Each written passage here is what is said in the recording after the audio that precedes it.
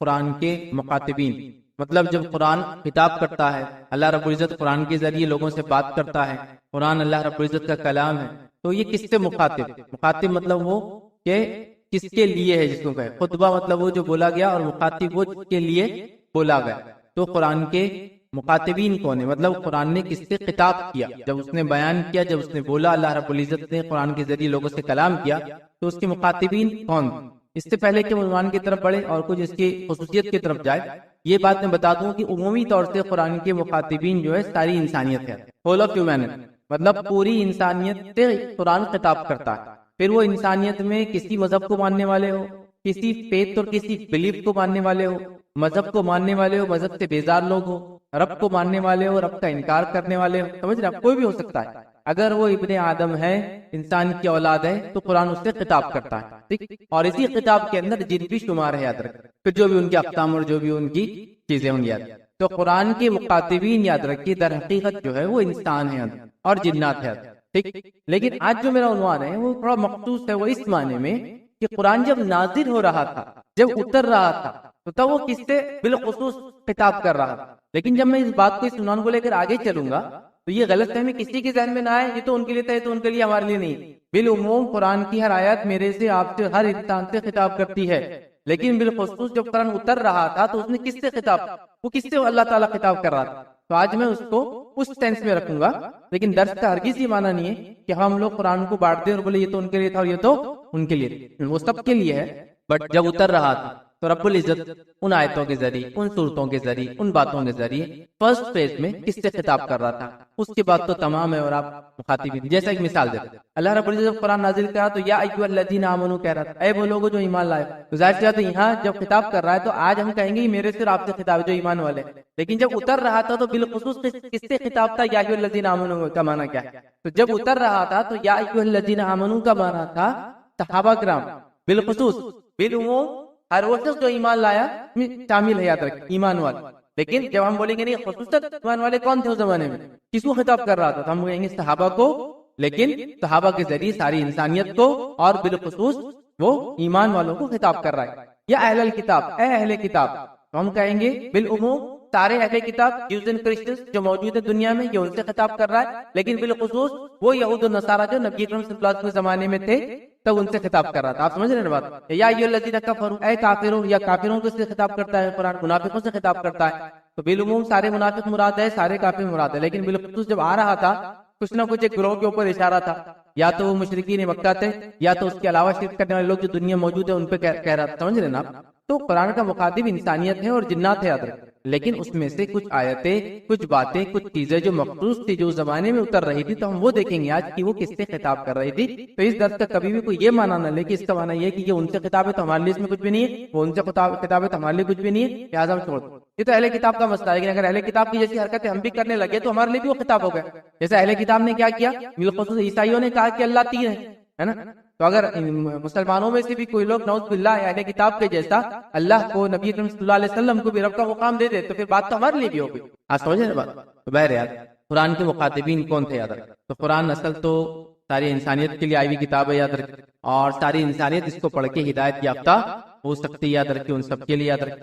لیکن قرآن نے بہت ساری باتیں ایسی ہے جو مخصوص وقت میں اتری تھی، اور مخصوص لوگوں، گروہ اور انسانیت کے طبقے کی طرف اس نے مخصوص، یاد رکھے، اشارہ کیا اور بات بیان کی تھی، یاد رکھے۔ اسی طرح ہم دیکھتے ہیں قرآن کو سمجھنے کے لیے ہم کو یہ جاننا بھی ضروری ہے کہ جب اترا تھا تو کس سے خطاب کر رہا تھا، تو بات اور واضح ہوتی ہے، یاد رکھے۔ جیسا قرآن جب اتر رہا تھا تو قرآن کی ایک آیت آئی اور اس کا ایک معنی ہے، ہم یہ بولتے ہیں یہ کب اتری تھی، مطلب اس کے پیچھے شان نزول بولتے ہیں عام زبان میں، ٹھیک، کہ یہ ریویل جو ہوئی تھی اس کا پرپس کیا تھا، ریویلیشن یہ کس کے لیے ہوئی۔ شان نزول جاننے سے ہم کو کیا ہوتا، باتیں اور واضح ہوتی۔ جب شان نزول ہم کو پتہ نہیں ہوتا چیزوں کا تو کبھی کبھار چیزیں واضح نہیں ہو پاتی، یاد رکھ، نہیں ہو پاتی۔ آئیے میں آپ کو ایک مثال دیتا ہوں، میں غالباً نام بھول رہا ہوں، عمر ابن خطاب رضی اللہ عنہ کا زمانہ ہے، شاید قدامہ بن مدعون، اور عمر ابن خطاب رضی اللہ عنہ کے زمانے میں وہ انہوں نے شراب پی اور وہ پکڑے گئے، ان کو امیر المومنین عمر ابن خطاب رضی اللہ عنہ کے سامنے لایا گیا۔ آپ نے کہا کوڑے لگاؤ، جو اس ٹائم میں ایک رول تھا مارنے کا، آپ صلی اللہ علیہ وسلم زمانے میں تو کیسا تھا، جس کے ہاتھ جو لگتا وہ مارتا تھا، جب آتے لوگ اور مارتے تھے۔ واقعات آپ جانتے ہیں، آپ کے زمانے میں ایک صحابی نے شراب پی لی تھی، ایک شخص نے شراب پی لی تھی، اور نبی اکرم صلی اللہ علیہ وسلم نے کہا مارو، سب نے مارا۔ ایک شخص نے کہا لعنتی ہے تو، بس شراب پی کے آ جا۔ آپ صلی اللہ علیہ وسلم سے روکو کہ اپنے بھائی کے خلاف شیطان کی مدد مت کرو۔ دیکھیے شراب تو اکیلے میں پیتے لیکن سزا لینے برابر آیا نا، بہرحال انہوں نے پی لی شراب۔ عمر ابن خطاب رضی اللہ عنہ کے سامنے جب لائے گئے تو کہا میرے پاس دلیل ہے اس کی پینے کی۔ اب حضرت عمر نے کہا اس کو پہلے تو مارا جا، پھٹکے لگایا جائے۔ جب مار لیے، نشہ وشہ اتر گیا تو کہا چلو بتاؤ کیا دلیل ہے تمہارے پاس۔ کہا امیر المومنین، قرآن کے اندر سورہ مائدہ، اور سورہ مائدہ کی آیت نمبر جو ہے 91 کے اندر، 91 آپ 90 91 92 اس کو پڑھیے آپ میں، اس کے اندر کیا ہے کہ اللہ رب العزت نے کہا کہ وہ فالق اللہ، نشہ کرنا، انما الخمر والمیسر والانصاب والازلام رجس من عمل الشیطان، یہ سب شیطانی عمل ہوا ہے، اس میں نشہ بھی۔ تو وہ 90 والی آیت، تو انہوں نے وہ نہیں، اس کے بعد والی جو آیتیں تھی وہ پڑھی۔ اور کہا امیر المومنین میں نے قرآن پڑھا، اور قرآن کے اندر سورہ مائدہ کے اندر یہ آیت پڑھنے میں یہ پتہ چلتا ہے کہ وہ لوگ جو ایمان لائے، اللہ رب العزت ان سے ان کے کھانے پینے اور دیگر اعمال کے تعلق سے پوچھیں گے نہیں۔ تو اس میں ہے کہ جو لوگ ایمان لائے، جس نے جہاد کیا، اللہ تعالیٰ ان کے کھانے پینے کے اور دیگر پچھلے اعمالوں کے بارے میں نہیں پوچھیں گے۔ تو انہوں نے کہا کہ امیر المومنین میں ایمان لایا ہوں، میں نے آپ کے ساتھ جہاد کیا، تو میرے سے پوچھنی ہوں گی۔ حضرت عمر نے کہا کہ یہ آیت کب نازل ہوئی تھی؟ میرے سے سنو۔ جب قرآن کی سورہ مائدہ کی آیت نمبر 90 نازل ہوئی، جس میں شیطانی عمل بتایا گیا، شراب کو، خمر کو، تو تب ہم لوگ فکر کرنے لگے کہ جو کل تک لوگ شہید ہوئے جو شراب پی رہے تھے، اب ان کا کیا ہوں گا اعمال۔ تو تب اللہ رب العزت نے آیت نمبر 91 اور 92 نازل کر کے یہ بتایا کہ یہ آیت 90 نازل ہونے سے پہلے جو لوگ ایمان لائے تھے، شراب کی حرمت سے پہلے جو ایمان لائے تھے، انہوں نے جہاد کیا، اللہ ان کے اعمال کو ضائع نہیں کریں گے۔ اب یہ صحابی نے اس کو بعد والے کے لیے لگا دیا، تو ان کو جب بات سمجھ میں آئی کہ ارے اتنی بڑی خطا۔ تو آپ دیکھ رہے ایک صحابی تھی، شان نزول کو اگر نہ سمجھے تو اتنی بڑی خطا۔ میں نہیں کہہ رہا ہوں کہ ہر آیت کا شان نزول جاننا ضروری ہے، کیونکہ اکثر آیتیں بغیر شان نزول کی نازل ہوئی، یاد رکھیں یہ بات بھی آپ سمجھیے، لیکن بہت ساری آیتوں کے شان نزول ہیں۔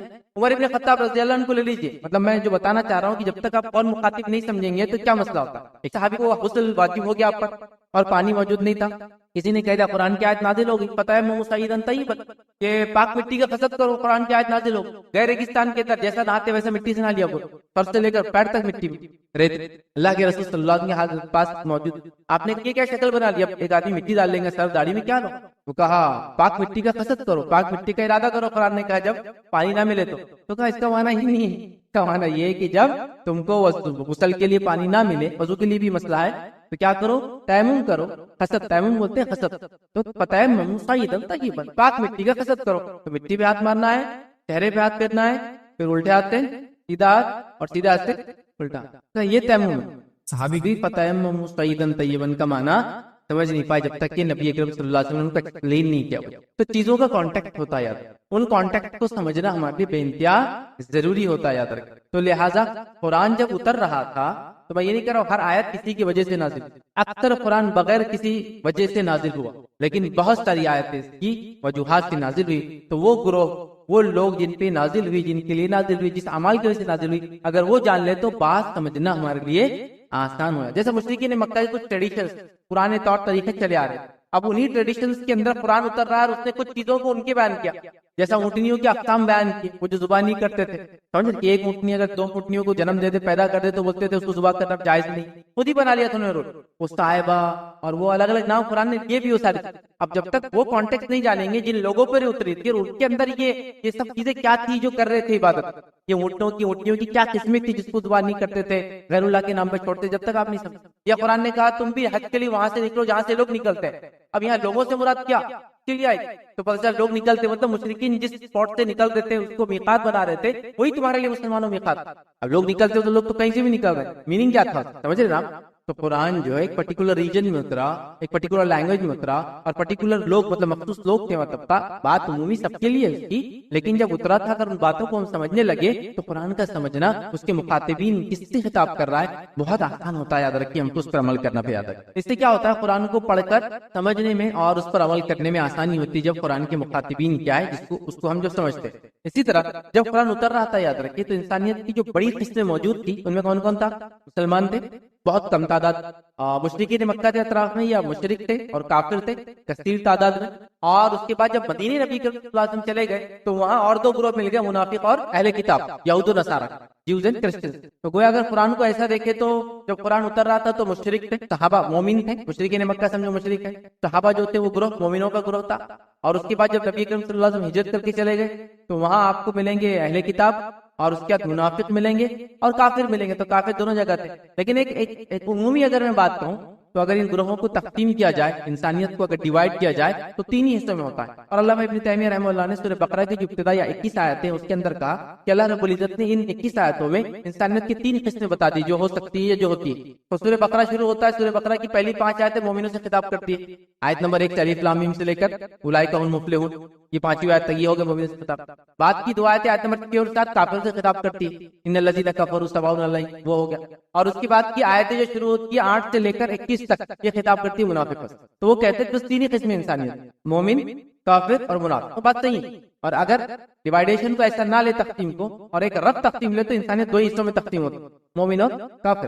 کیونکہ منافق بھی کافر کی قسم ہے، اہل کتاب بھی، اہل کتاب ہے اسپیشل پریویلیجز ہیں بٹ ان کے عقیدے سے تو وہ بھی کافر اور مشرک میں شامل ہوتے ہیں. آپ سمجھ رہے بات؟ لیکن یہ تین قسمیں سمجھو، مومن، منافق اور کافر، یہ تین قسمیں انسانیت کی. تو بہرحال جب قرآن نازل ہو رہا تھا تو یہ مخصوص طبقے کے لیے ہو رہا تھا، مخصوص طبقے کے لیے آئے، ہر آیت میں بٹ آئی. اس کو جاننے سے ہم کو اس کو سمجھ کر عمل کرنے میں آسانی ہوتی ہے. اسی لیے آج کا درس ہے کہ قرآن کے مخاطبین کون ہیں، ہم اس کو صرف سمجھے، بہت شارٹ میں سمجھانے کی میں کوشش کروں. تو آئیے آج جو میں آپ کے سامنے باتیں رکھوں گا وہ تین نکات کی. پہلی ہم دیکھیں گے قرآن کے مخاطبین میں جو فرسٹ کیٹیگری ہم دیکھیں گے وہ ہے مشرکین مکہ اور منافق. مشرکین مکہ، مکہ میں جو مشرک موجود تھے، شرک کر رہے تھے، پالیٹکس. اور منافق بھی وہی تھے جو مشرکین مکہ والا عقیدہ تھا. لیکن جب آپ صلی اللہ علیہ وسلم جب مدینے گئے تو آپ کو پاور مل گئے. مکے میں ظلم کے تحت مسلمان دبے تھے، مدینے میں لیڈرشپ مل گئی مسلمانوں کو، سمجھا؟ تو لہذا لیڈرشپ کے انڈر میں جو کافر یا جو مشرک آنا نہیں چاہتے تھے لیکن وہ مسلمانوں کے بینیفٹ بھی لینا چاہتے تھے اور ان سے ڈرتے بھی تھے، تو انہوں نے کیا کیا؟ ایک لبادہ اوڑھ لیا، ایک چادر اوڑھ لی. ایمان والے ہیں وہ.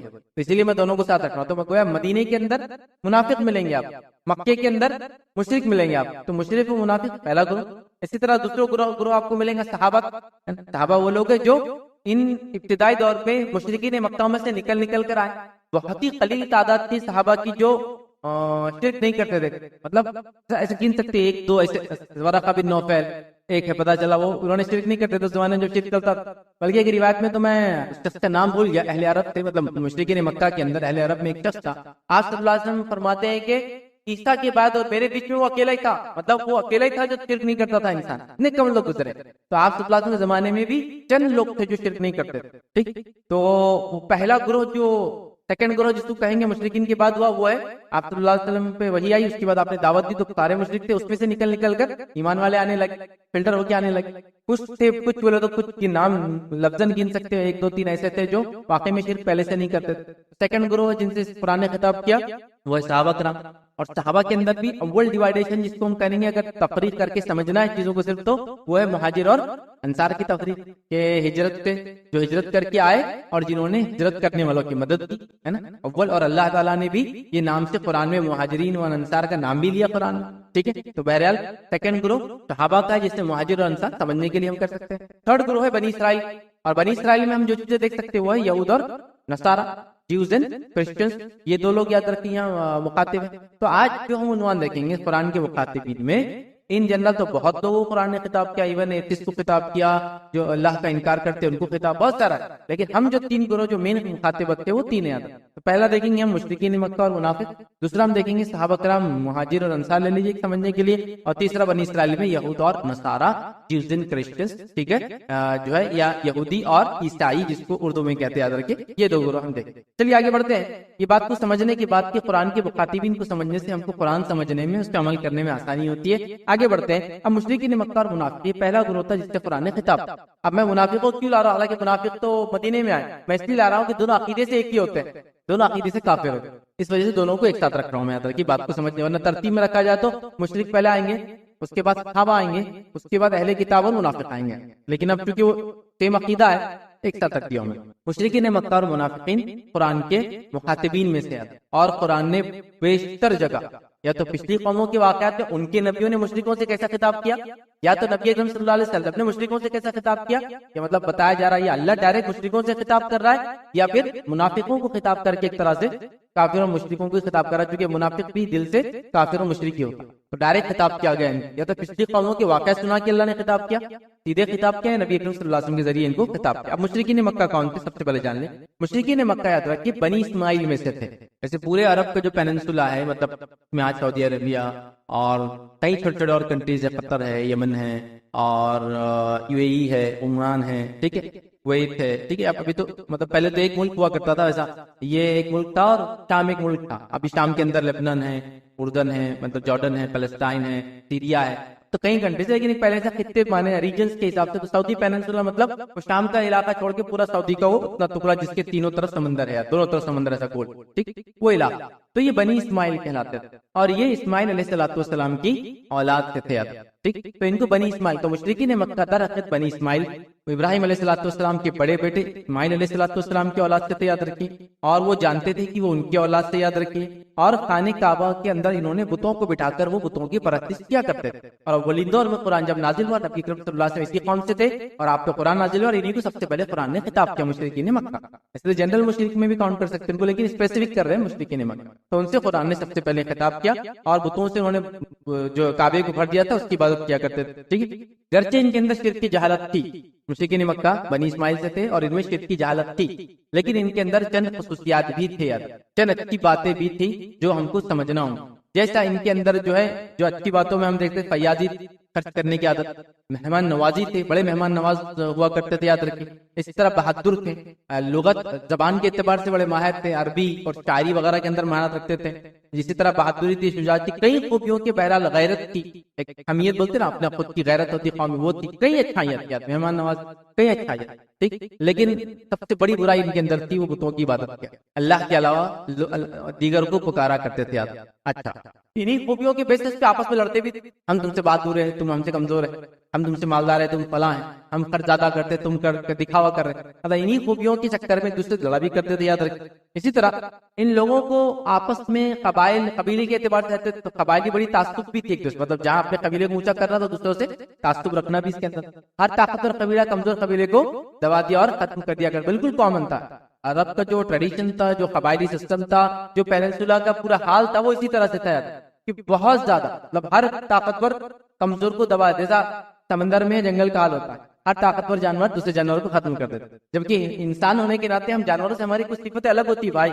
ہم کمزور کو کھڑا کرنے کی مطلب تو اللہ تعالیٰ چاہتا ہے کہ کمزور کو ہم ختم نہ کریں، کمزور کی مدد کر کے اس کو بھی ہم کھڑا کریں ہمارے ساتھ. اگر ہم بھی جانوروں کی سوسائٹی بنا لیں گے، جو طاقتور ہے وہ جیئیں گا، مطلب جس کو بولتے ہیں سروائیول آف دا فٹسٹ، جس کو بولتے ہیں جو سب سے فٹ ہوگا بچ جائیں گے، باقی جائیں گے. ایسا نہیں انسانیت میں. ہم کو حکم غریبوں کی مدد کرنے کا، مسکینوں کی مدد کرنے کا، بیواؤں کی مدد کرنے کا، یتیموں کی مدد کرنے کا، اور ان کو مطلب اپنے اٹھانے کا، ان کو جو کچھ کر سکتے کتنا اجر ثواب ان کے پاس نہیں، تو ایک دوسرے کو ختم کر دیا کرتے تھے. اور اسی قبائلی تعصب میں یہ بھی ہوا کہ جب نبی اکرم صلی اللہ علیہ وسلم قریش کے ایک مخصوص ایک شاخ سے آئے، بنو ہاشم جس کو کہتے تھے، تو دیگر لوگوں کو رفض.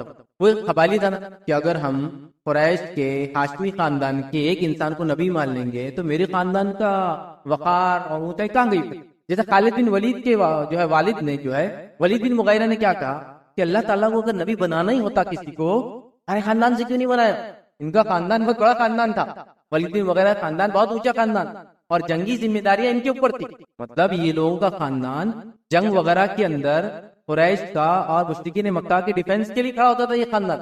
آپ سمجھ رہے؟ اور یہ بات آپ کو پتا ہے، میں بھی جانتا ہوں، اور یہ تجربے والی بات ہے کہ ہر خاندان، ہر گروہ کی جو خصوصیتیں ہوتی ہے، آپ دیکھیں گے اگلی نسلوں میں اور منتقل ہو کے اور خصوصیتیں بڑھ جاتی ہیں. اسی لیے خالد بن ولید رضی اللہ عنہ کی آپ جنگی مہارتیں اگر دیکھیں گے، جو جنگیں جو غزوات میں شامل ہوئے، اس کے جنگوں میں شامل ہوئے، اور اس کے بعد ابوبکر صدیق رضی اللہ عنہ کے دور میں، حضرت عمر کے دور میں جو جنگوں میں شامل ہوئے، یونیک ہے. یونیک مطلب ہسٹری کے اندر، یہ صرف میں نہیں کہہ رہا ہوں، تاریخ لکھنے والوں نے کہا کہ ایسا جنرل فوج کا ایسا سپہ سالار دنیا نے نہیں دیکھا ہے کہ مطلب انہوں نے کوئی جنگ ایسی نہیں تھی جو لڑی اور جس میں ہارے ہو. میں یہ نہیں کہہ رہا ہوں کہ کوئی جنگ ایسی نہیں تھی جس میں وہ لیڈر تھے اور ہارے نہ، جس میں وہ تھے وہ جنگ ہاری نہیں. اسی لیے حضرت عمر نے ان کو ان کی زندگی کے آخری وقت میں سروس سے معزول کر دیا تھا، ریٹائرمنٹ دلا دیا. بہت روتے تھے بیچارے. ریٹائرمنٹ کیوں دلا دیا تھا کہ سب کا ایک ایسا ایسی ہوپ جس کو بولتے ہیں، ایک ایسا سوچ بنتے جا رہی تھی کہ خالد چاہے سپہ سالار ہو یا خالد فوجی ہو، خالد جس جنگ میں ہوں گے وہ جنگ ہارتے نہیں لوگ. سمجھے نا، ایک تھاٹ پروسیس بن رہا تھا. حضرت عمر نے خاص طور سے ان کو معذور کر، اس پہ روتے تھے کہ عمر نے ایسا کیوں کیا میرا، سمجھا. تو یہ کہتے خاندانی تھا ان. اسی طرح اگر عمرو بن عاص رضی اللہ عنہ کو دیکھے تو ان کا خاندان وہ تھا، مطلب کیا کرتا تھا، یہ لوگ ایمبیسیڈرز تھے، ڈپلومیٹس تھے. ہاں، قریش کے قبیلے کے لوگ جب کسی دوسرے ملک میں جاتے، تجارت کرتے، ٹیکسیشن کا ایشو آتا وغیرہ آتا، بادشاہوں سے بات کرنا، شاہانوں کے سامنے جانا، درباروں میں جانا ہے، تو یہ کام کرتے تھے، درباری آؤ، مطلب وہ لوگوں میں، بڑے لوگوں میں کام کرنا، ڈپلومیسی جو ہوتی ہے بات کرنے کے اندر ایک وہ سب ان میں، اور آپ دیکھیں گے ان کی پوری زندگی کے اندر یہ چیز تو یہ چیز ہوتی ہے ادھر، یہ خاندانی چیز۔ تو اب عربوں کو خاندانی تعصب کیا آ گیا کہ بولے وہ ہمارے اندر کیوں نہیں آئے آخری نبی محمد صلی اللہ علیہ وسلم، اور وہ تعصب کو انہوں نے کیا کیا، نبی اکرم صلی اللہ علیہ وسلم کی باتوں پر ایمان نہیں لائی، یہ بات بھی ہم کو پتا چلا، ٹھیک ہے۔ اسی طرح ہم دیکھتے ہیں نبی اکرم صلی اللہ علیہ وسلم کے ذریعے جو ہے قرآن میں اللہ رب العزت نے لوگوں سے خطاب کیا، ان کو آخرت کا عقیدہ بتایا، ان کو جہنم کی وعیدیں سنائی، اور ان کو صحیح اعمال کرنے کا حکم دیا۔ یہ پورا ہم کو مشرکین مکہ، تو مشرکین مکہ درحقیقت کون تھے؟ یہ مکے میں رہنے والے اسماعیل علیہ السلام کی اولاد سے یہ لوگ تھے، اور یہ شرک کرتے تھے اور بت پرستی کرتے تھے، لیکن ان کے اندر خصوصیتیں بھی تھی، لیکن انہی خصوصیتوں کی بیسس پہ وہ لڑتے بھی تھے آپس کے اندر، اور بہت ساری یہ وہ لوگ تھے، یاد رکھیے۔ اور اللہ رب العزت نے قرآن کے اندر فرمایا اور کہا، مشرکین کے عقیدے کے تعلق سے اللہ فرماتا رہا کہتا ہے وَإِذَا مَسَّكُمُ الضُّرُّ فِي الْبَحْرِ ضَلَّ مَن تَدْعُونَ إِلَّا إِيَّاهُ فَلَمَّا نَجَّاكُمْ إِلَى الْبَرِّ أَعْرَضْتُمْ وَكَانَ الْإِنسَانُ كَفُورًا۔ اللہ فرماتا کہتا ہے اور سمندروں میں مصیبت پہنچتے ہی جنہیں تم پکارتے تھے تب وہ سب گم ہو جاتے ہیں۔ مشرکین مکہ کا حال یہ تھا، سمندر میں جاتے، سمندر میں کشتی ڈوبنے لگی، سب بتوں کو چھوڑ دیتے تھے اور ایک اللہ کا آواز، تو اللہ فرماتا ہے اور سمندروں میں مصیبت پہنچتے ہی جنہیں تم پکارتے تھے سب گم ہو جاتے ہیں، صرف وہی اللہ باقی رہ جاتا ہے۔ پھر جب وہ تمہیں خشکی میں واپس زمین پہ لا دیتا ہے، بحال لا دیتا ہے، بچا لاتا ہے، تو تم منہ پھیر لیتے ہو اور انسان بڑا ہی ناشکر۔ تو یہ مشرکین مکہ کی عادت قرآن بتا رہا ہے کہ جب مشکل میں رہتے تھے تو اللہ کو یاد کرتے، اور مشکل جیسی اللہ ہٹا دیتا تھا پھر جو کرنا ہے وہی حرکتیں یاد رکھ کے کیا کرتے۔ تو بہرحال خیر یہ مشرکین مکہ کے تعلق سے تو قرآن کے مخاطبین پہلے مشرکین مکہ ہے، اور ساتھ میں کون ہے دوسرے؟ منافقین ہیں یاد رکھ، ٹھیک۔ اب منافقین کون ہے یاد رکھ، منافقین وہ لوگ ہیں جنہوں نے مدینے میں ایمان کا دعویٰ کیا لیکن دل سے مشرک یا کافر تھے، لیکن مدینے میں کس چیز کا دعویٰ کیا؟ ہم ایمان والے۔ تو گویا منافق کی ریئل حیثیت، دلی حیثیت ایک مشرک یا کافر کی ہوتی ہے، اور اس کی ظاہری حیثیت، قانونی حیثیت، اس کو کہیں لیگل سٹیٹس مسلمان کا ہوتا ہے۔ مطلب اس کو کہیں گے بائی بلیف وہ ایک مشرک یا کافر ہوتا ہے، اور اس کو کہیں گے بائی اپیرنس وہ ایک مسلمان ہوتا ہے، یا بائی سے بولنے مسلمان بولتا ہے لیکن دل سے کفر بھر، یہ ہو گیا منافق ہے۔ تو اسی لیے میں نے مشرک و منافق ساتھ گن لیا، حالانکہ منافق مدینے میں آئے تھے، مکہ میں نہیں تھے، کیونکہ مکہ میں یا تو خالص کافر تھے خالص مومن، مدینے میں گڑبڑ شروع ہوئی، لیکن چونکہ عقیدہ سیم اس لیے میں ساتھ رکھ رہا ہوں، ٹھیک ہے۔ تو یہ وہ لوگ تھے جنہوں نے دعویٰ کیا تھا۔ مومن کون ہوتا ہے؟ مومن وہ ہوتا ہے جو دل سے ایمان کی تصدیق کرتا ہے، زبان سے ایمان کا اقرار کرتا ہے، اور عمل سے ایمان کا اظہار کرتا ہے۔ اور منافق کون ہوتا ہے؟ جو عمل سے ایمان کا اظہار کرنے کی کوشش کرتا ہے، سمجھے آپ کا، زبان سے اقرار کرتا ہے کہ مسلمان ہوں، لیکن دل سے کبھی بھی ایمان کی تصدیق وہ نہیں کرتا۔ تو مطلب اس کو کہیں گے بیسک آپریٹنگ سسٹم جس پہ منافق اور کافر چلتے ہیں اس سے اوپر کے اپیرنس کا ہی فرق ہے، ٹھیک۔ تو مومن وہ جو دل سے تصدیق کر لے ایمان کی، زبان سے اقرار کرے، عمل سے اظہار کرے۔ منافق وہ جو دل سے تصدیق نہ کرے، زبان سے اقرار کرے اور عمل سے اظہار بھی کرے، نمازیں پڑھے، جیسی پڑھے سست پڑھے لیکن پڑھ رہے ہیں، اور مسلمانوں کے ساتھ رہ رہے، جہادوں میں جا کے واپس آ رہے ہیں کہ تیارے برابر، وہاں تک جاتے تھے اور اب لوٹ کے آ جاتے، لیکن ہے ہم ساتھ ہیں، بہانے تھے جو بھی۔ تو یہ منافق ہوتے ہیں۔ یہ گروہ مکہ میں بالکل موجود نہیں تھا، یہ مدینے میں پیدا ہوا۔ اور کب پیدا ہوا؟ جب مدینے میں نبی اکرم صلی اللہ علیہ وسلم گئے، اوس اور خزرج دو قبیلوں میں جھگڑا تھا، نبی اکرم صلی اللہ علیہ وسلم مصعب بن عمیر رضی اللہ عنہ کو پہلے سے بھیج دیا، مصعب بن عمیر رضی اللہ عنہ مدینے گئے اور وہاں دعوت کا کام شروع کیا، اور اللہ کے رسول صلی اللہ علیہ وسلم کی مدینے ہجرت سے پہلے اکثر اور بیشتر مدینہ مسلمان ہوئے، اکثر اور بیشتر ان کی دعوت، اکثر اور بیشتر میجور۔ اب جب نبی اکرم صلی اللہ علیہ وسلم پہنچے تو اوس اور خزرج کا جھگڑا تھا، یہ جھگڑے کو ختم کرنے انہوں نے سوچا تھا کہ لیڈر بنا دیں گے۔ لیڈر کس کو بنائیں گے؟ عبداللہ بن ابی ابن سلول کو لیڈر بنا دیں گے۔ عبداللہ بن ابی، عبداللہ بن ابی کو بولا جاتا ہے، ابن سلول کو اپنا لیڈر بنا دیں تاکہ مسئلہ ختم۔ اب اس کی کورونیشن تھا، مطلب اس کی تاج پوشی۔ نبی اکرم صلی اللہ علیہ وسلم ہجرت کر کے پہنچے تو لوگوں نے بولا تاج پوشی ملتوی کر دو، بعد میں کریں گے، مطلب تمہارا جو کنگ شپ ہے ابھی تھوڑا لیٹ کریں گے، بعد میں کراؤن تم کو پہنائیں گے، ابھی چھوڑ دیتے۔ مدینہ آپ صلی اللہ علیہ وسلم پہنچے تو اکثر لوگ اسلام قبول کر چکے تھے، اب اسلام قبول کر چکے تھے، اس کو لیڈر بنانا۔ جب نبی اکرم صلی اللہ علیہ وسلم آ گئے تو انہوں نے کیا کیا؟ آپ صلی اللہ علیہ وسلم کی بات ماننے لگے۔ عبداللہ نے یہاں بات کو دل پہ لے لیا اور اس نے کیا کیا؟ اپنے شرک کو چھپایا اور کہا کہ میں تو مسلمان ہوں، اور یہ بنا منافقوں کا سردار عبداللہ بن ابی ابن سلول، یاد رکھ، یا ابن سلول کے نام سے آپ سیرت کے اندر نام آئیں گے۔ یہ بنا منافقوں کا سردار۔ کیوں بنا؟ اس کی پوزیشن جاری، اس کو دل پہ وہ، لیکن یہ جانتا تھا میں ان کو نقصان نہیں پہنچا سکتا عقیدے، کیونکہ میرا قبیلہ پورا ایمان لا، تو وہ اس نے ایمان کا وہ کیا۔ اور یہ کیا کرتا تھا؟ اہل کتاب سے اور مشرکوں دونوں سے کوآرڈینیٹ کر کے مسلمانوں کے پورے راز پاس کرنے کی کمپلیٹ کوشش کرتا تھا، یہاں تک کہ مسلمانوں کو مورلی ڈاؤن کرنے کے لیے کیا کیا انہوں نے، کئی جنگوں میں ساتھ چلے اور جنگ سے پہلے لوٹ کے آ گئے. اب فوج کو جس کی کہتے ہیں نا اس کے مورائل بہت ڈاؤن ہو جاتے، جیسا کہ 10,000 لوگ لڑنے آئے اور 5,000 لوگ لوٹنا شروع کر دے تو دوسرے فوجیوں کو افیکٹ ہوتا ہے. اس بات کو خالی ایک اسپورٹ کے ایگزامپل دے کے سمجھا رہا ہوں. اگر آپ کی ٹیم ہے جس کے اندر بہت اچھا ایک پلیئر ہے جو ساتھ کھیلتا ہے اور اگر وہ پلیئر اس دن نہ کھیلے تو ٹیم کے کہیں نہ کہیں مورائل ڈاؤن ہو جائے تو نکل کے چل جاتے تھے. بہت ڈینجر لوگ تھے. اور اللہ رب العزت نے ان کی گروہ کی، چونکہ انہوں نے بڑی تکلیفیں پہنچائی نبی اکرم صلی اللہ علیہ وسلم کو، مخبری کر کے تکلیف پہنچائی، مالی نقصان کیا، جسمانی نقصان کیا، یہاں تک کہ اپنے زبان سے نبی اکرم صلی اللہ علیہ وسلم بہت گندے گندے الفاظ اور بری بری چیزیں کرتے، بہت اللہ رب العزت نے ان کے کفر کی اور کفر کے چھپانے کی وجہ سے کیا فرما دیا قرآن میں سن لیجیے. سورہ نساء سورہ نمبر 4 آیت نمبر 145 میں اللہ نے فرمایا ان المنافقین فی الدرک اسفل من النار، کہ منافق وہ ہے، اللہ فرمایا دس اسفل من النار ولن تجد له نصيرا، یقین جانو کہ منافق وہ ہے جو جہنم کے سب سے نچلے طبقے میں ہوں گے. ان کا مقام کافروں سے بھی نہیں، کیونکہ ان کا دھوکہ بہت بڑا طبقے میں جائیں گے اور تم کسی کو ان کا مددگار نہیں پاؤں گے، کوئی ہیلپر نہیں ہوں گے. قرآن کے پہلے مخاطبین مشرکین مکہ سنا. دوسرے مخاطبین میں ہم دیکھیں گے انشاءاللہ بنی اسرائیل، یہود و نصارہ، یا صحابہ کوئی بھی لے سکتے، کوئی مسئلہ نہیں. بنی اسرائیل، یہود و نصارہ. بنی اسرائیل کون تھے؟ پہلے بیسک بیک گراؤنڈ انٹروڈکشن دیتا ہوں. ابراہیم علیہ السلام کے 2 بیٹے ہیں، اسماعیل علیہ السلام بڑے بیٹے، اسحاق علیہ السلام چھوٹے بیٹے، اور اس کے علاوہ بھی روایتوں میں آتا ہے ان کی ایک اور بیوی تھی، اس کے بچے تھے، کئی مطلب اولادیں تھی، 12 16 الگ الگ 10 ایسی روایتیں آتی جو بھی.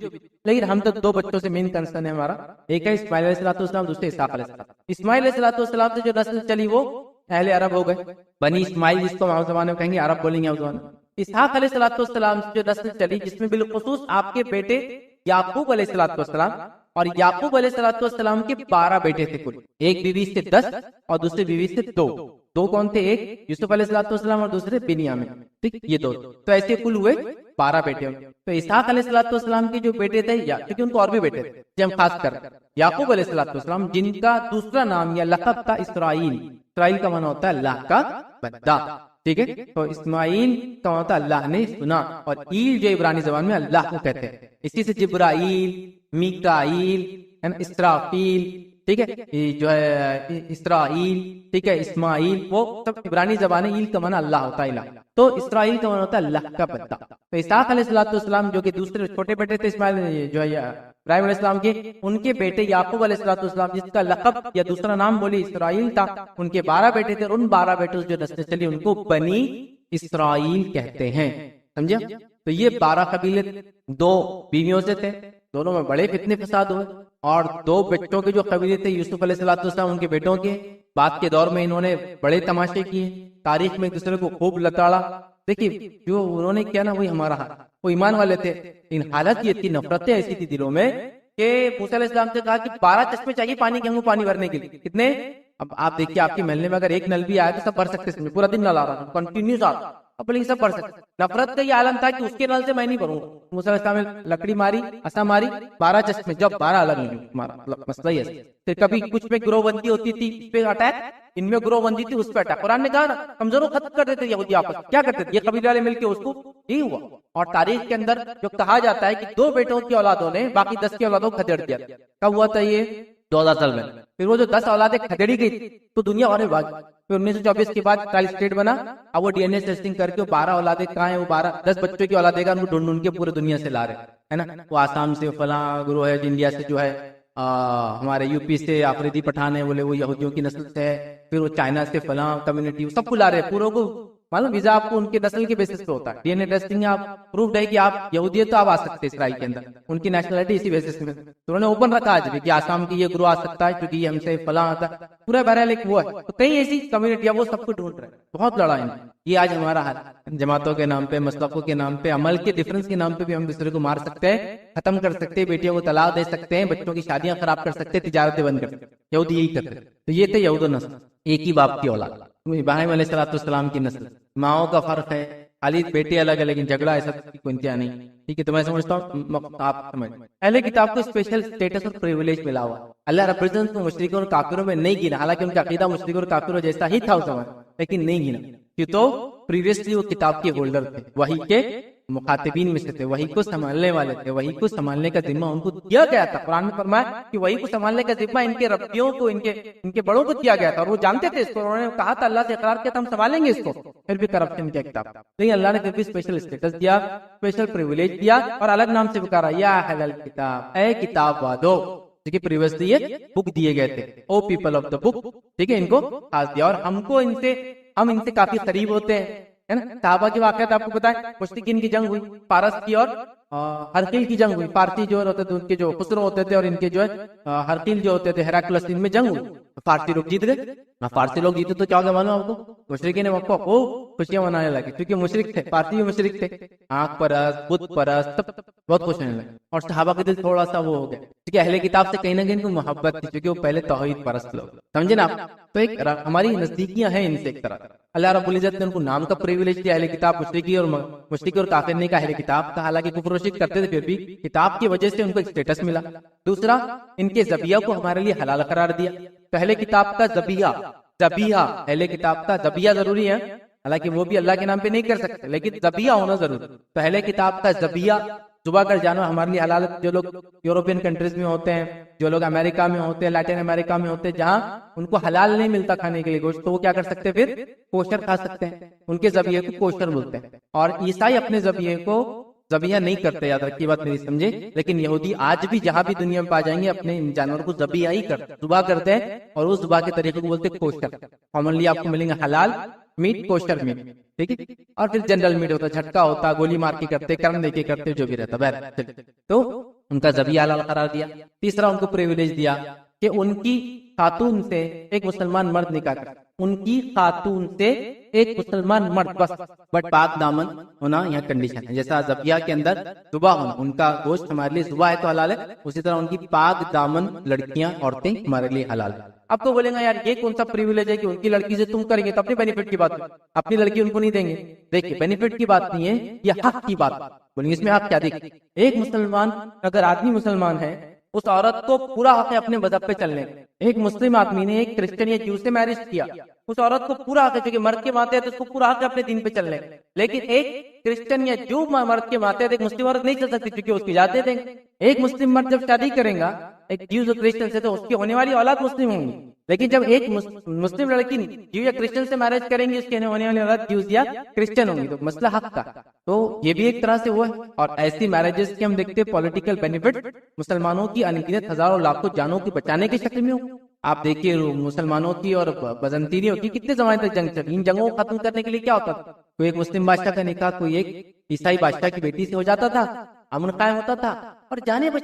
कभी ऐसा भी हुआ कि तीसरा दुश्मन वहां खड़ा होगा, चंगेज खान आके खड़ा होगा, तो मुसलमानों ने ईसाइयों से निकाह किया, और फिर ये दोनों मुल्क एक हुए, और फिर दिफा किया अपने मुल्क और जमीनों का। जाने तो सियासी फायदे हुए, समाजी फायदे इसके होते अनगिनत थे, लेकिन रिकमेंडेड मैं कहूंगा नहीं, ये मैरिजेस रिकमेंडेड नहीं। हज़रत उमर ने तो इसको पसंद बिल्कुल भी नहीं किया, बिल्कुल भी नहीं, बट हलाल, बट नॉट रिकमेंडेड। बोलेंगे मुबाह है, समझ रहे आप, लेकिन मुस्तहब नहीं है, जायज तो है लेकिन पसंदीदा नहीं, ठीक है। तो ये प्रिविलेजेस, तो ये हुए अहले किताब, people of the book, Jews and Christian, यहूद और ईसाई, यहूद और नसारा अरबी जिनको कहते हैं, ठीक है। ये है, और अल्लाह रब्बुल इज्जत ने इनको भी खिताब किया, बार बार खिताब, ठीक है। जैसे मिसाल के तौर पर अल्लाह फरमाता है सूरह जासिया सूरह नंबर 45 में, अल्लाह फरमाता है, कहता है वलक़द आतैना बनी इसराईल अल किताबा वल हुक्मा, अल्लाह फरमाता कहता है यकीनन हमने बनी इसराइल को किताब दी, हुकूमत दी, नबुवत दी थी, और हमने इन्हें पाकीज़ा और नफीस रोजियां दी थी, और इन्हें जो है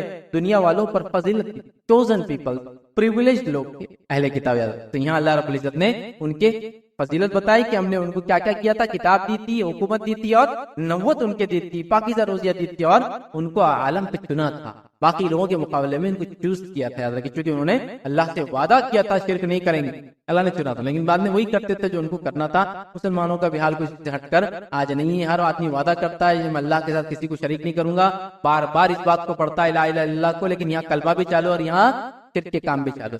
बहरहाल शिर्क क्या समझने की जरूरत है, आज मेरा टॉपिक नहीं, ठीक है। इसी तरह जो है बनी इसराइल के अंदर आज के जमाने में दो ग्रोह हम कहेंगे होते हैं, एक यहूद और एक नसारा। यहूद को ٹھیک ہے، جو عیسیٰ علیہ السلام سے پہلے تک تمام انبیاء کو مانتے ہیں، آدم علیہ السلام سے لے کر کموں بھائی بول رہا ہوں، کیونکہ وہ عیسیٰ علیہ السلام سے پہلے شاید میرے حساب سے زکریا علیہ السلام اور یحییٰ علیہ السلام کو بھی نہیں مانتے، بٹ ان میں مختلف فرقے اور مختلف عقائد ہے، تو میں ان کے ڈیٹیلز میں نہیں جا رہا، تو کوئی ایسا نہ کرے کہ یہودیت کے مسائل اور عیسائیت کے مسائل بیان نہیں کر رہا، بٹ اپروکسیمیٹلی میں کہہ رہا ہوں کہ عیسیٰ علیہ السلام کے پہلے تک کے انبیاء کو مانتے ہیں، آگے پیچھے چھوڑ کر یہ ہوئے یہود۔ عیسیٰ علیہ السلام تک جو نبیوں کو مانتے ہیں، کہاں سے لے کر آدم علیہ السلام سے لے کر عیسیٰ علیہ السلام تک یہ ہوئے عیسائی کرسچن، اور مسلم وہ ہے جو آدم علیہ السلام سے لے کر محمد صلی اللہ علیہ وسلم سب کو مانتے۔ ٹھیک، اس بات میں بھی اختلاف ہے کہ کرسچنس نے بھی کچھ نبیوں کو نبی نہیں مانا، پھر بھی میں کہہ رہا ہوں میں ان کے مسائل کو بیان کرنے یہاں کھڑا نہیں ہوں، تو لہٰذا ایک رف جس کو میں کہہ رہا ہوں، یہود وہ جو عیسیٰ علیہ السلام کے السلام سے پہلے تک ہم نبوت کو مانتے رہے، عیسائی وہ جو عیسیٰ علیہ السلام تک نبوت کو مانتے رہے، اور مسلمان وہ جو محمد صلی اللہ علیہ وسلم تک جو نبی اللہ نے اپوائنٹ کیا اس کو مانتے ہیں،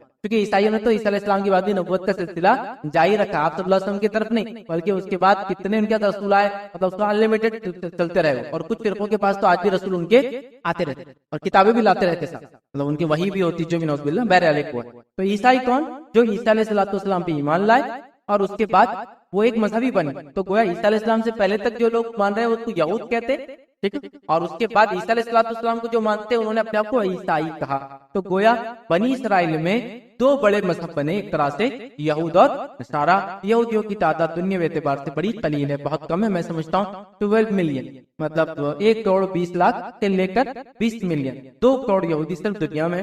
اور پھر عیسیٰ علیہ السلام کو ماننے والے مطلب بنی اسرائیل کا دوسرا پارٹ ہے، لیکن یہ میجر پارٹ، اور یہ دنیا میں بہت کثیر تعداد میں اپروکسیمیٹلی 230 جو کہیں گے کروڑ سے لے کر 250 کروڑ کی ان کی اپروکسیمیٹلی تعداد ہو رہی ہے۔ اور اس کے علاوہ جو ہے یہود اور نصارہ بس اتنے ہی یاد رکھیں، مطلب دنیا کی ایک میجورٹی بنتی یاد رکھیں، سیکنڈ ریلیجن جو اسلام ہوتا ہے، ٹھیک، تو یہ لوگ یاد رکھیں۔ لیکن مسئلہ یہ ہوا کہ یہ لوگ مانتے رہے اور آخری نبی محمد صلی اللہ علیہ وسلم کا انہوں نے انکار کیا۔ یہود نے تو عیسیٰ علیہ السلام کا بھی انکار کیا اور عیسائیوں نے محمد صلی اللہ علیہ وسلم کا انکار کیا، بس آخری نبی کو انہوں نے نہیں مانا۔ ایک طرح سے دیکھا جائے تو یہودیوں نے سیکنڈ لاسٹ نبی کو نہیں مانا اور عیسائیوں نے لاسٹ نبی کو نہیں مانا، یہ ان کی سب سے بڑی خطا تھی، یاد رکھیے۔ اور ان سے چلنے والی جو قوم یاد رکھیے، اس کو بنی اسرائیل قرآن نے کہا، اہل کتاب قرآن نے کہا، یہ بھی ٹرمز یوز کیا قرآن نے، تو بنی اسرائیل بولیے، اہل کتاب بولیے، جیوز اینڈ کرسچنز سے مراد ہے، یاد رکھیے۔ اس میں کوئی بیچ میں چھوٹے موٹے ریلیجنز بنتے رہے چلتے رہیں گے اللہ عالم، لیکن میجر 2 ہی ریلیجن آج چلتے ہیں اور یہ بنی اسرائیل کہلاتے، یاد رکھیے۔ قرآن نے بار بار ان کو کیا، انہوں نے محمد صلی اللہ علیہ وسلم صرف تکبر کی بنیاد پر، قومی عزت کی بنیاد پر ایمان نہیں لائے، جبکہ ان کے ہر نبی جو بنی اسرائیل میں بھیجا گیا، ابراہیم علیہ السلام کے بعد نبوت صرف ابراہیم علیہ السلام کے خاندان میں رہی۔ آپ کے خاندان میں اسماعیل علیہ السلام ہے، آپ کے بڑے بیٹے، ان کے خاندان میں کوئی نبی نہیں آیا سوائے محمد صلی اللہ علیہ وسلم آخری نبی، اور اسحاق علیہ السلام بھی آپ کے بیٹے تھے دوسرے، وہ بھی نبی تھے، ان کے خاندان میں نبوت چلتی رہی ان کے زمانے سے لے کر تو عیسیٰ علیہ السلام، تو ان کے بڑے بیٹے ابراہیم علیہ السلام کے خاندان میں 2 ہی نبی آئے، خود اسماعیل علیہ السلام اور آخری نبی محمد صلی اللہ علیہ وسلم، اور اسحاق علیہ السلام کے خاندان میں تو نبوت کا سلسلہ چلا، علماء لکھتے 4000 کے قریب نبی آئے، آخر عیسیٰ علیہ السلام تک انبیاء اسی میں انہی کے اندر اللہ والا جتنے بھی آئے سب ان میں، اتنی بات تو ہے کہ وہ ابراہیم علیہ السلام کی اولاد سے ہی تھے، آخری نبی کو انہوں نے تعصب کی بنیاد پر انکار کر دیا، جبکہ قرآن نے کہا الذین یعرفونہ کما یعرفون ابناءہم، اے نبی یہ تو آپ کو ایسا پہچانتے ہیں جیسا اپنے بیٹوں کو پہچانتے۔ ایک آدمی اپنے بیٹے کو پہچانے میں غلطی نہیں کر سکتا، بیمار بھی رات لوگ بولتے بیٹے کو لاؤ اس کے سامنے پہچان لیں گے، تھوڑے بول بھی گئے، بول کی بیماری ہو گئی، لیکن بیٹے کو نہیں بولے اب تک۔ لوگوں کی محبت ہوتی ہے اولادوں سے، اور جس زمانے میں قرآن آیا تھا بیٹوں سے بڑی زیادہ محبت لوگ کرتے تھے، ریزن بینگ کی خاندان ان سے چلتا ہے، اور وہ زمانے میں طاقت ہی سب کچھ تھی، سروائیول جو تھا وہ طاقت پہ تھا، اور عورتوں کی وجہ سے وہ طاقت نہیں آتی تھی قوم کو، مردوں کی وجہ سے، تو لہٰذا لوگ بچوں کو بیٹوں کو ریکگنائز کرنے میں نہیں مسئلہ تھا۔ تیسرا مسئلہ یہ بھی تھا کہ بیٹیوں کی شادی ہوتی تو جاتی تو کہاں، یا آج کا دور تھوڑی ہے کہ بیٹی ہر روز ہی اماں کے پاس آتی، تو اس کو واٹس چیٹ کرنا اماں سے، بس دن بھر دیکھے بعد دل نہیں رہ رہا اس کو، مطلب اللہ کو جتنا یاد نہیں کرے اتنا ماں کو یاد کرے۔ آج کل بچے شادی کے بعد تو زیادہ محبت بڑھ جاتی ہے ان کی، سمجھ رہے؟ پہلے زمانہ تھا شادی ہوئی گئے پتہ نہیں واپس بھی نہیں آتے تھے، مطلب پہلی بار گئے دوسری بار آئے تو اتنا بڑا بچہ لے کے آیا، سمجھ رہے آپ، ہر سال ریٹرن نہیں ہوتے، تو ظاہر سے بیٹیاں چلی بھی جاتی تھی نا، تو وہ قوت طاقت روزی کا ذریعہ نہیں بنتی تھی، تو بیٹوں کو لوگ یاد کرتے تھے، ان کی عظمت تھی، ان کو بڑا سمجھتے تھے۔ حالانکہ اسلام نے کہا دونوں برابر ہے، عظمت کے اعتبار سے، مقام کے اعتبار سے، درجے کے اعتبار سے، سارے ٹھیک ہے، لیکن ہاں